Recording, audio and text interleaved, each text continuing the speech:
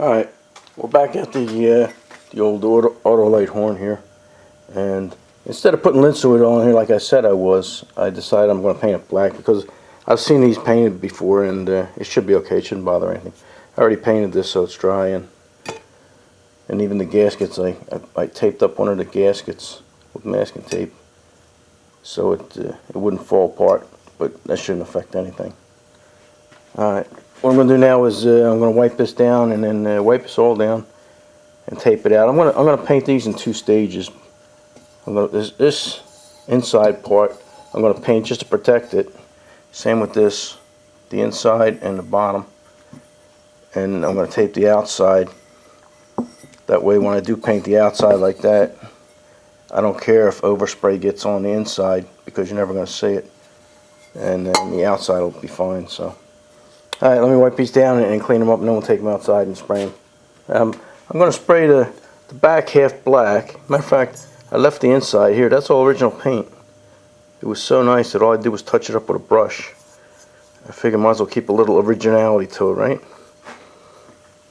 Okay, yeah, that's probably, that'll be 100-year-old paint pretty soon in there. It's pretty good.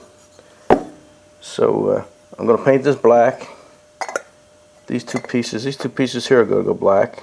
And this, I'm going to find a silver, maybe a nice light metallic, or maybe a stainless steel silver or something nice. So, alright, let me clean them up and then tape them up. Alright, maybe we'll see you outside. Alright, we got everything taped up that we want. I got some bolts put in them holes there, that way it gives it a little pedestal to sit on, plus it'll keep the threads clean in there. And then this here, like I said, I just want to do the inside for now. I think I might even do this today and then come back tomorrow and do it again. Do the other side. This thing here, I'll be sitting on top of a little piece of wood here. Keep that off of anything. When I see people paint, you know, sometimes they put cardboard down and they put the stuff and just sit it down like that. I don't like that. You know, you keep it up like that and everything stays clean.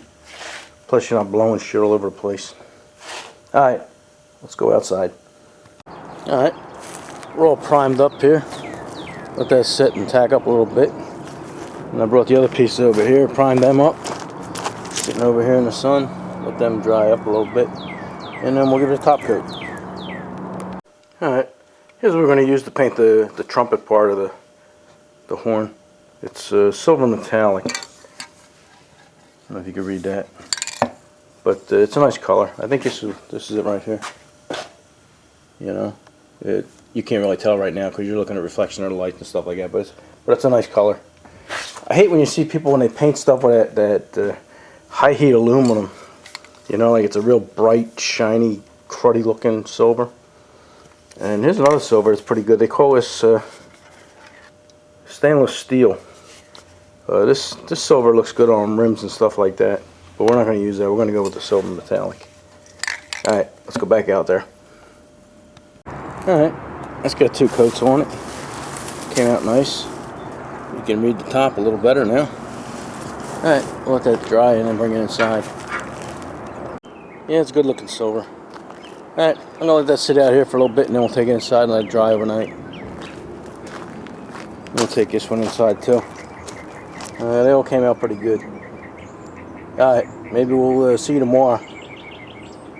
Alright, it's the next day. I just primed this up. I'm getting ready to give it a top coat. Nice day too. About 70 degrees. Alright. Alright. All this black here that you see is on the inside, so what's important is the outside here.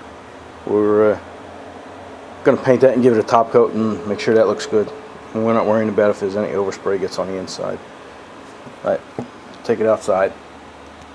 Alright, this is done. It's the final coat for that. I'm happy with the way that came out.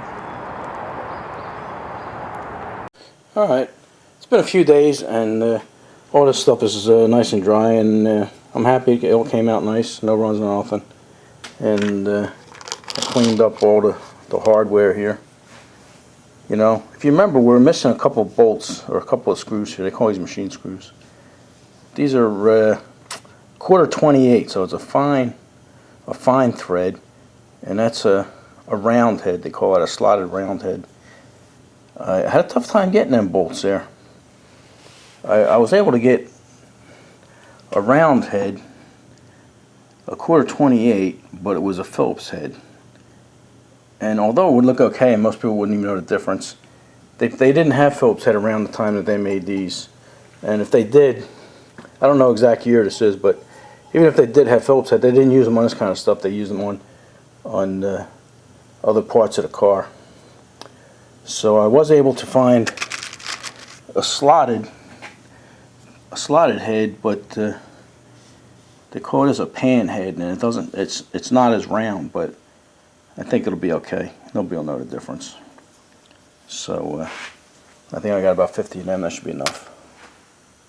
Alright, if you remember this screw here, actually, I don't know if you can see this on this angle, but if you remember, this is supposed to be centered in here, and it was actually almost touching. I don't know how it didn't ground out. But anyway, that's the positive, and that should be centered. So what I did was I made a couple of rubber washers to fit inside that, and these were too big. This is a vacuum hose cap. You know, it's rubber, and it would have been ideal, but it's too big. So what I did is I had these plastic nylon spacers. I was able to cut an end off of that, and that'll fit just right. Like I say, all it has to do is pretty tough doing this by hand. There you go. All it has to do is keep that centered, and then when I put one of these rubber things goes on one side and this goes on the other side, so that'll keep that centered, and that's all we have to do. So let me throw you up on a tripod, and then we'll put this together and get it working. Alright, I guess we can get rid of these bolts I used to stand these off. I used to stand it off, and also to keep the screw holes clear. Okay.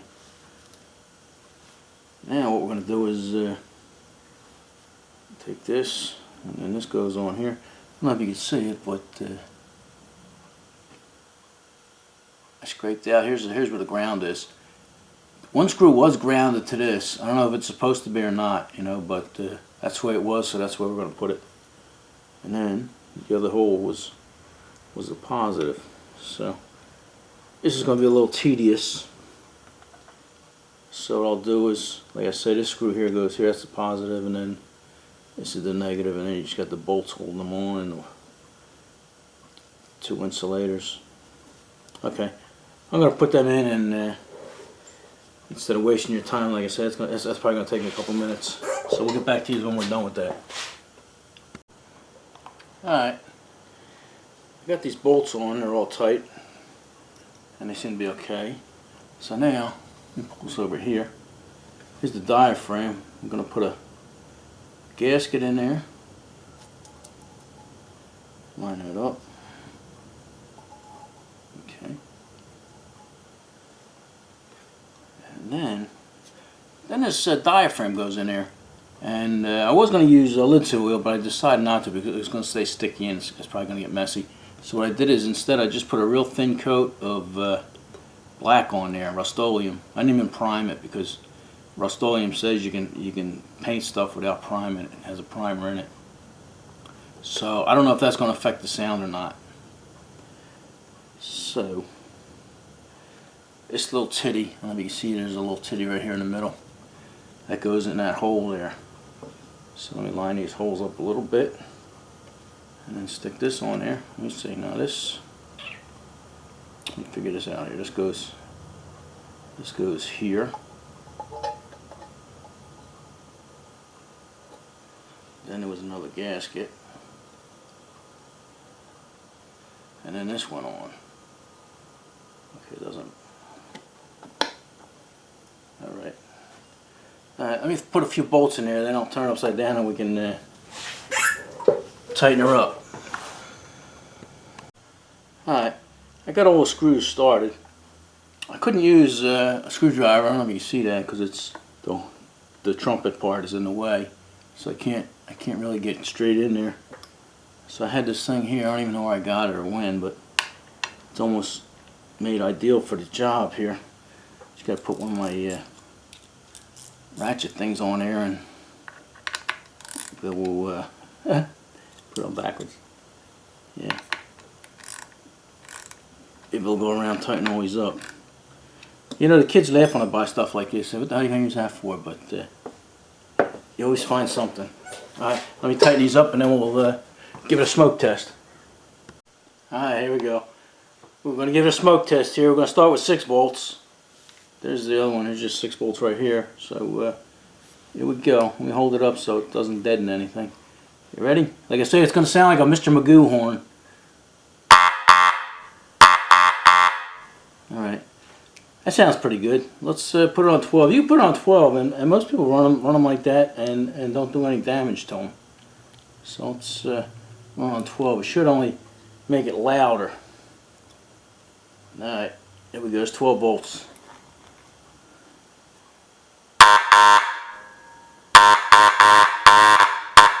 Alright. Yeah, I kind of like it on 12, so I don't know. Alright. Well, there you go. Our restored horn. Now our problem is going to find a place to put it so it doesn't get all scratched up and dented up. Alrighty, thanks for watching, and enough of this.